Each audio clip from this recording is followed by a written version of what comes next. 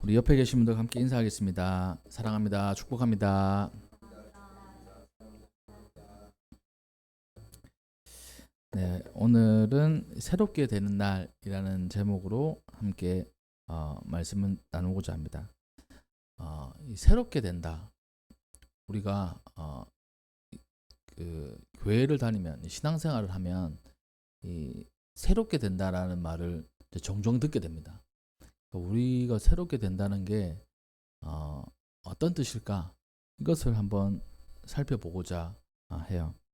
그 새롭게 된다는 말이 성경의 여러 곳에서 나오는데 오늘 본문 말씀에는 그 베드로가 사람들 앞에서 이제 설교하는, 그러니까 복음을 전하는 그 때에 전했던 말씀 중에 이 새롭게 되는 날이라는 말이 나옵니다. 그래서 이 말씀을 통해서 하나님의 은혜가 있기를 주님의 이름으로 축복합니다. 오늘 본문 말씀의 배경을 보면 이래요. 이 베드로하고 요한이 이렇게 성전에 기도하러 이제 갑니다. 그러니까 보통 이 유대인들은 하루에 3번 기도합니다. 3시, 6시, 9시 이렇게. 그러니까 우리나라 시간으로 3시, 6시, 9시가 아니고 이 유대인의 시간으로 3시, 6시, 9시 이렇게 기도를 하는데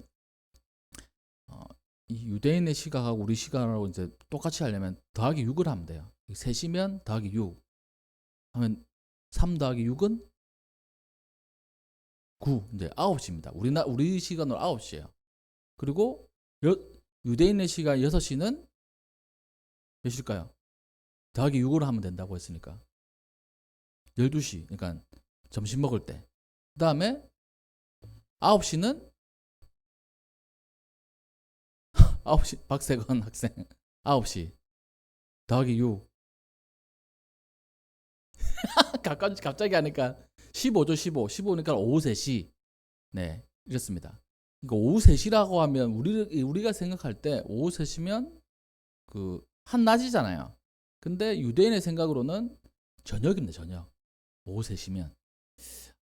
그래서 오후 3시에 하나님께 이제 기도를 하고 아침, 점심, 저녁 이렇게 기도를 3번 합니다.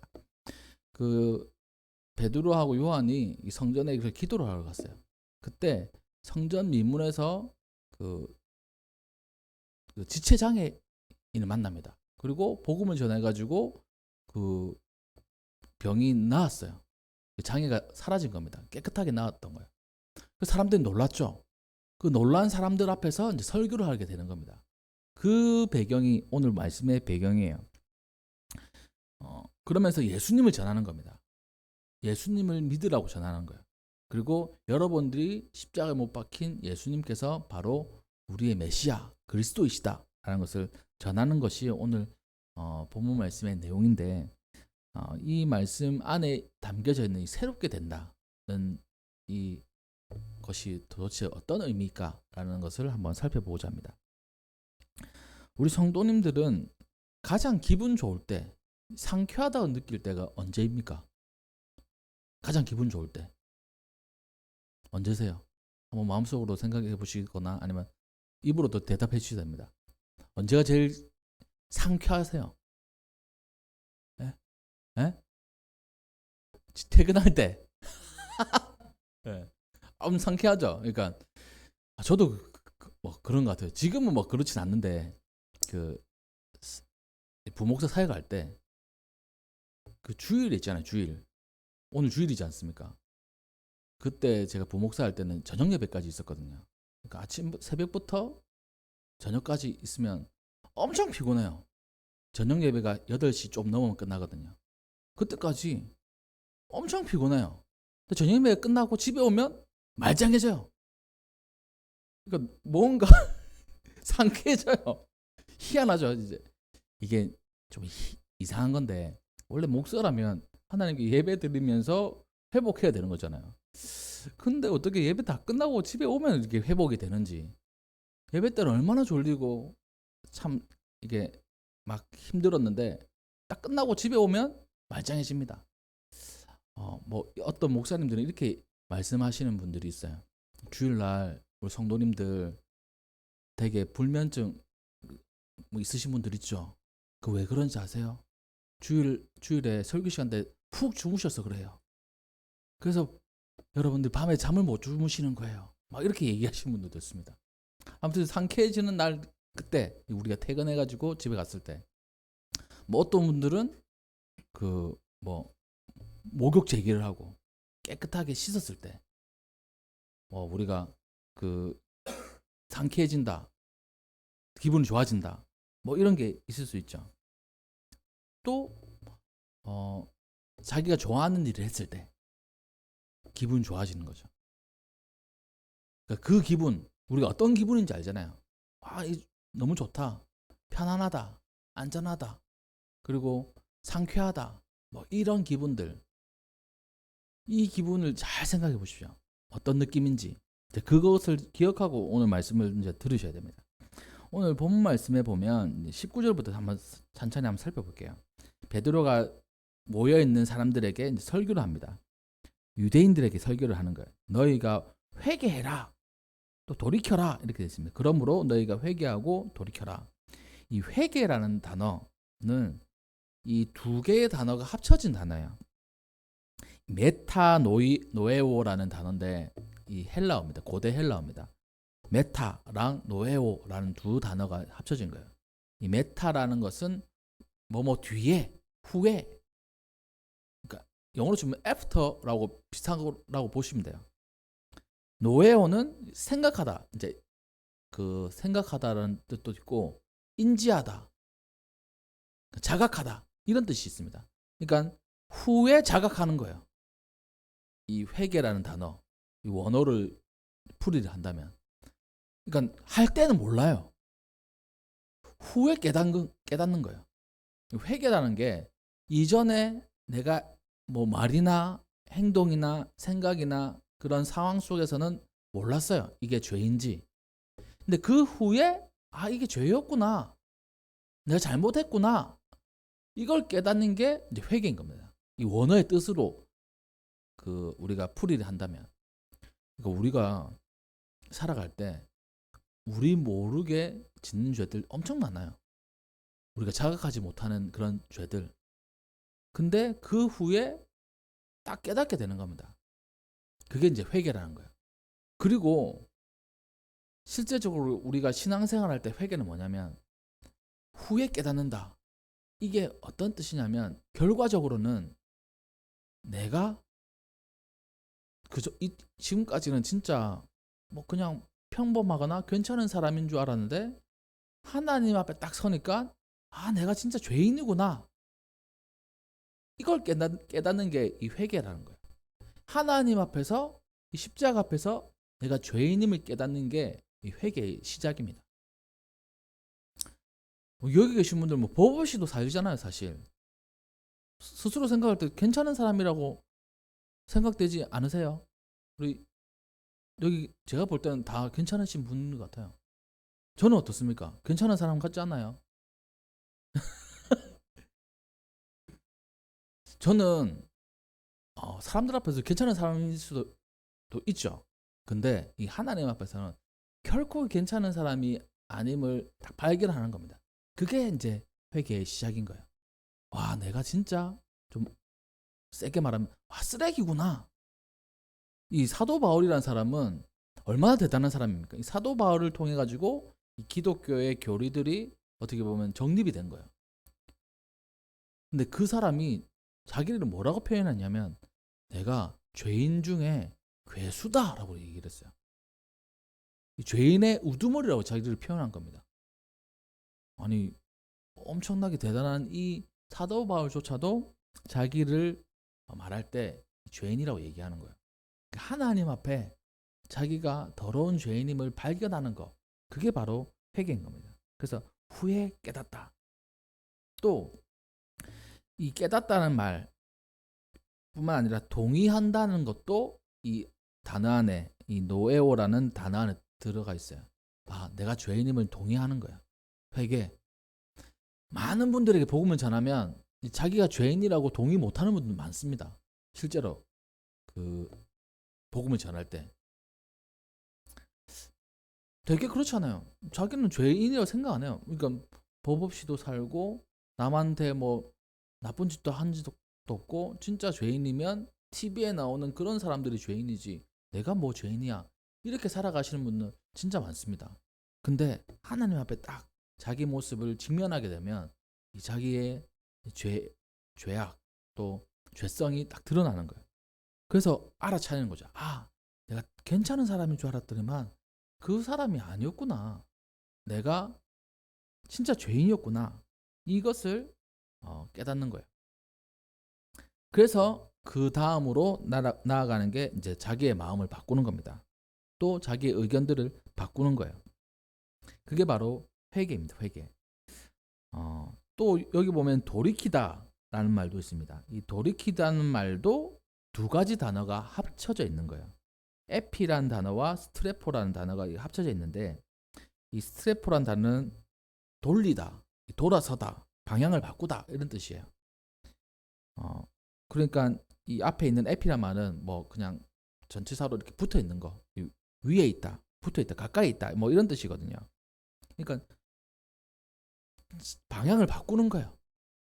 나의 삶의 방향, 하나님이 아닌 다른 방향으로 간 것을 딱 바꾸는 겁니다. 하나님 쪽으로. 이 말은 이 종교적으로나 도덕적으로 이 회심을 얘기할 때 쓰는 단어예요. 어떻게 보면 앞에 나오는 회개와 이 돌이키다는 말은 한 세트다, 한 세트.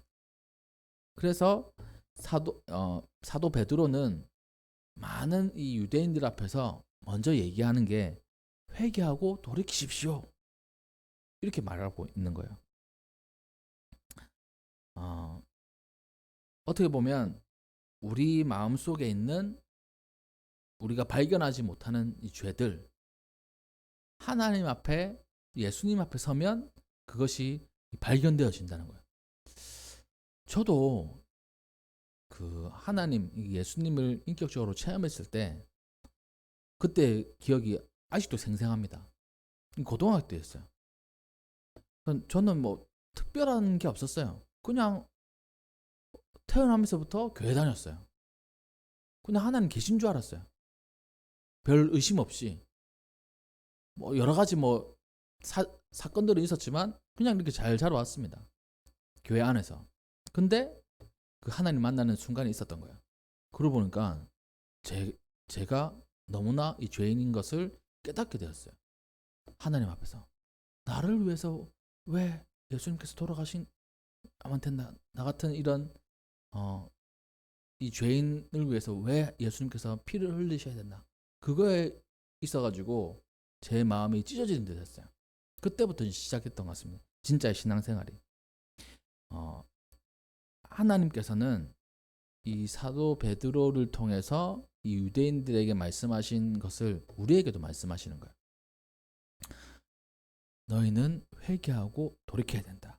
그리고 그것을 통해서 죄 없이함을 받아야 된다라고 성경은 얘기하고 있습니다. 이 죄라는 말은 하마르티아라는 말이에요.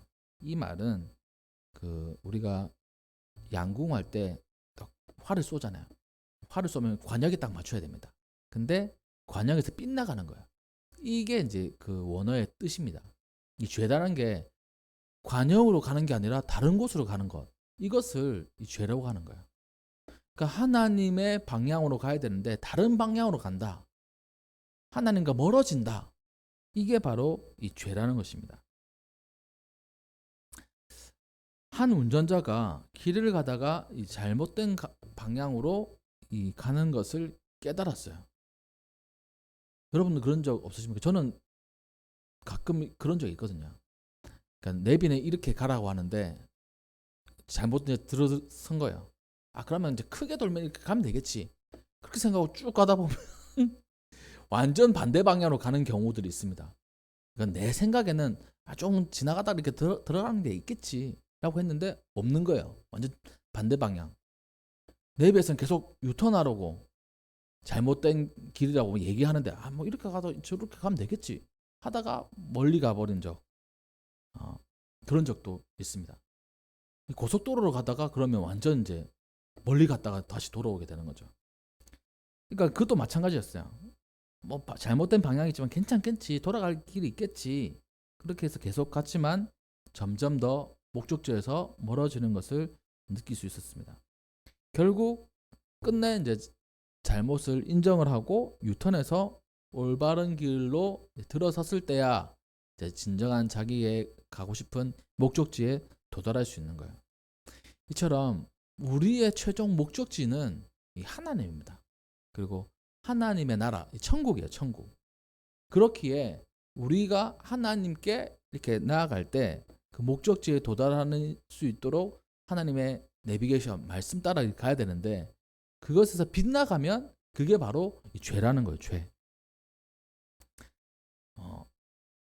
그 죄, 관역에서 빗나가는 거, 이것을 경계하라는 것을 우리에게 알려주고 있는 겁니다. 우리 인생은 다 빗나가고 있어요.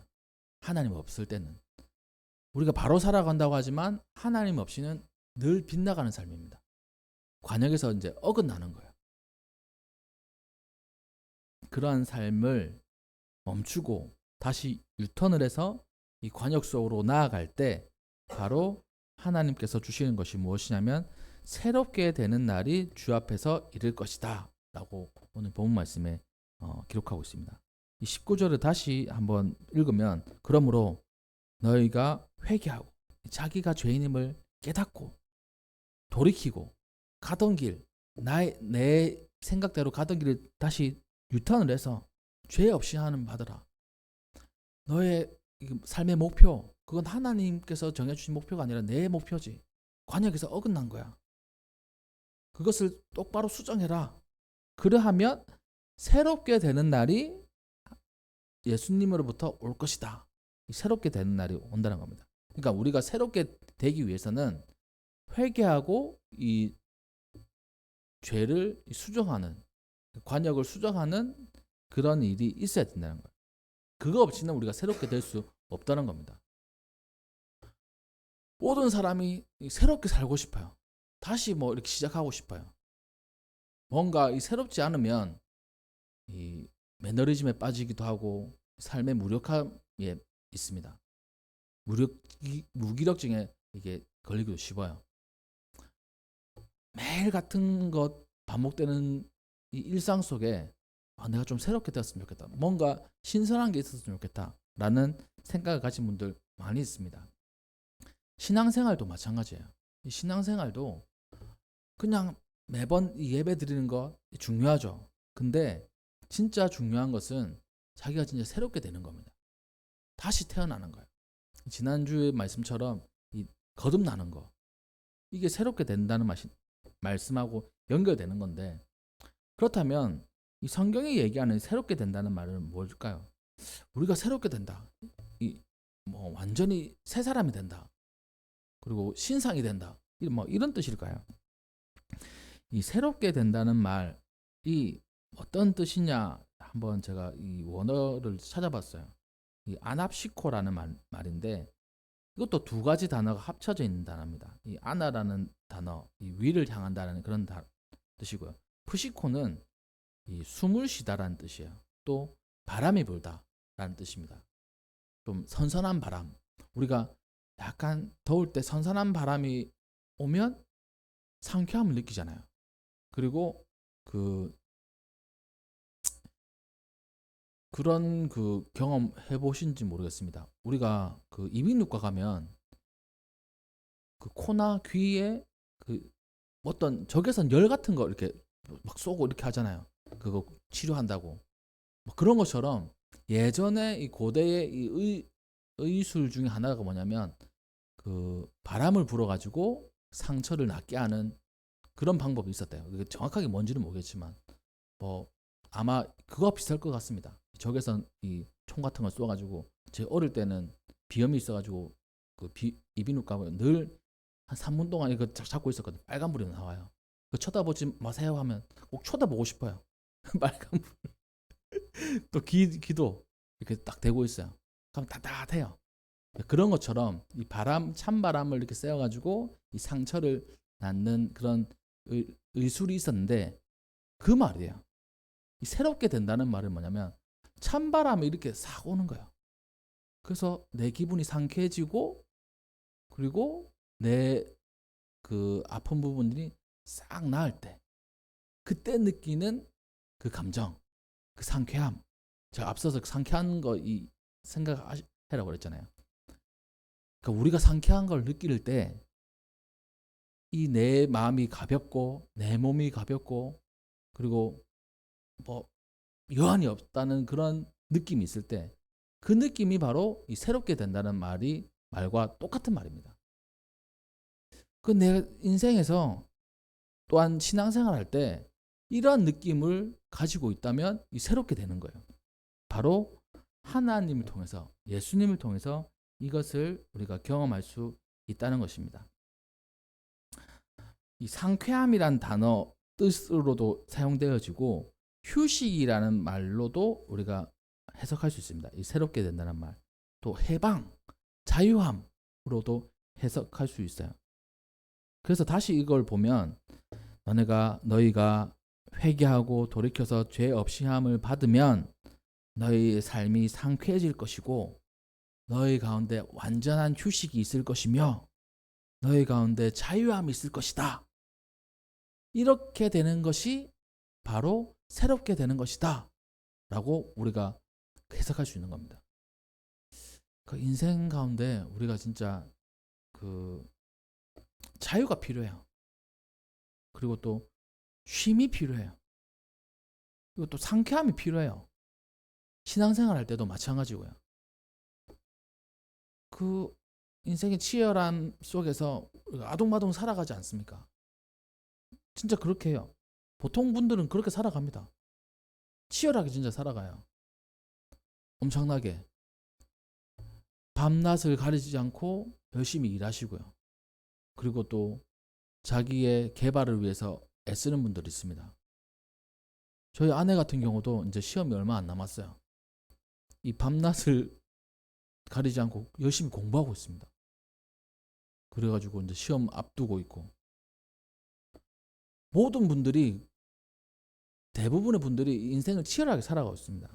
그래서 그분들에게 자기 삶에 필요한 게 뭘까라고 하면 진짜 쉼이 필요하다.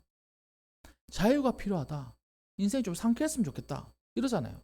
그래서 많은 취미들이 생기지 않습니까? 저는 개인적으로 이제 캠핑 이런 부분들을 진짜 좋아하거든요. 내가 잘 하지는 못합니다. 할 수가 없어요, 캠핑을. 캠핑하면 한 1박 2일 해야 되는데 새벽기도를 가야 되는데 어떻게 캠핑을 가서 1박 2일을 할 수 있습니까? 그래서 1박 2일 한 적은 우리가 한 번 정도 있어요. 한 번.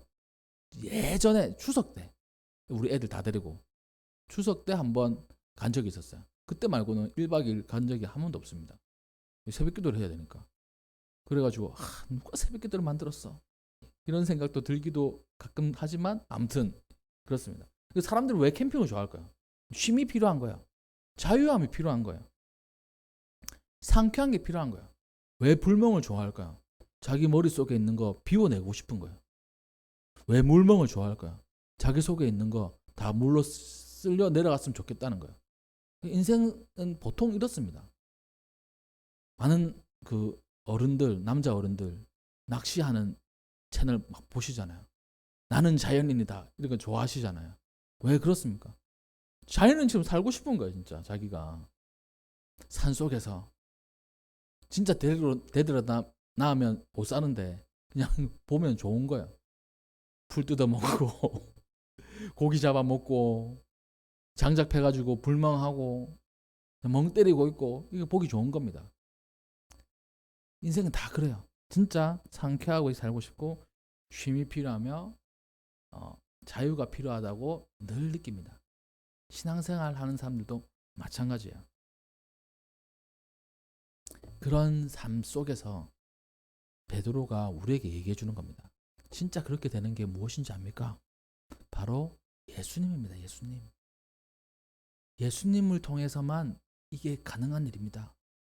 진짜 새롭게 되는 거, 진짜 자유함, 진짜 상쾌한 인생, 진짜 쉼이 있는 인생, 예수님 안에서만 가능합니다. 이 얘기를 오늘 본문 말씀을 통해서 해주고 있는 겁니다. 회개하고 돌이켜 너의 죄의 없음을 받으라. 이같이 하면 새롭게 되는 날이 주 앞으로부터 이를 것이다. 예수님 앞에서부터 우리에게 온다는 거예요. 주께서 너희를 위하여 예정하신 예수님을 보내실 것이다. 그러니까 어떻게 보면 뭔가 이게 전후 관계가 있는 것 같습니다. 그렇잖아요. 회개하고 돌이킨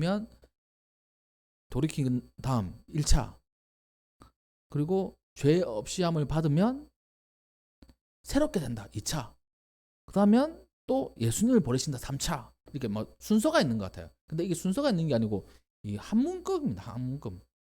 내가 회개했어. 오늘 회개했으니까 내일은 죄 없이 함을 받아야지. 그 다음 날은 예수님을 받아야지. 내가 새롭게 돼야지. 이렇게 되는 게 아니고 한 번에 일어나는 거예요. 한 번에. 이게 그러면서 이 예정하신 예수님을 우리에게 보내주시는데 그 예수님을 통해서 우리가 새롭게 되는 날을 누리게 되는 거예요. 여기 있는 예정하신 이란 말은 이것도 두 가지 단어가 합쳐져 있는 거예요. 프로케이리조라는 이 단어인데, 이 프로라는 말은 가까이 정면에 있다는 뜻이에요. 이 케이르라는 말은 이 손이라는 뜻입니다. 바로 손 앞에 있다는 거예요. 이 말은 이제 준비되어 있다는 뜻입니다. 바로 앞에 있기 때문에 내가 바로 잡고 이렇게 뭐 할 수 있는 이런 상태를 얘기하는 거예요. 그러니까 예수님께서 바로 우리 손 앞에 있다는 거예요. 손 앞에. 바로 앞에 있다는 거예요. 바로. 이 예수님께서는 이 준비되어져 계신데 우리를 위해서 준비되어 계시는 겁니다. 그 예수님을 보내주신다는 거예요.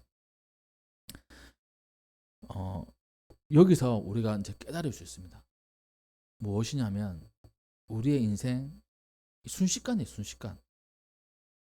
하나님을 만나고 신앙인이 되는 거 순식간이에요.